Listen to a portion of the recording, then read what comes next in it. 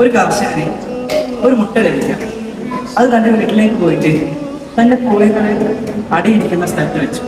അങ്ങനെ ആ ഒരു മുട്ടയും വിരിഞ്ഞു. അതിലുണ്ടായിരുന്ന ഒരു പരുന്തിന്റെ മുട്ടയാണ്. അങ്ങനെ ദിവസങ്ങൾ കഴിഞ്ഞു. അങ്ങനെ പരുന്ത് തന്റെ കോഴിയമ്മയോട് ചോദിച്ചു, എനിക്ക് എന്തെങ്കിലും പ്രത്യേകതയുണ്ടോ? അപ്പൊ ആ കോഴിയമ്മ പറഞ്ഞു, ഇല്ല, നീ ഞങ്ങളെ പോലെ തന്നെയാണ്. അങ്ങനെ അവരോടൊപ്പം ഓടിയും ചാടിയും ജീവിച്ചു.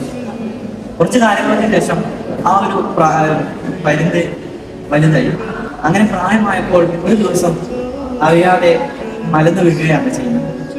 ആ ഒരു സമയത്ത് അതിൻ്റെ അതേ രൂപമുള്ള ഒരു പക്ഷി അത് ആ മേലക്കൂടെ പറന്നു, വളരെ ഉയരത്തിൽ പറക്കുന്നുണ്ട്.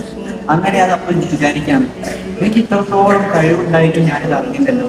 ഇതുപോലെ തന്നെയാണ് നമ്മുടെ ജീവിതത്തിൽ. ഇതേപോലെ പല കഴിവുകളും നമുക്കുണ്ട്. എന്നാലും മറ്റുള്ളവർ പറയുന്നത് കേട്ടിട്ട് നമ്മളെ കഴിവിലേക്ക് നമ്മുടെ ഉള്ളിൽ തന്നെ ആരും പുറത്തെടുക്കും. ഇനിയെങ്കിലും നമ്മളെ മനസ്സിലാക്കി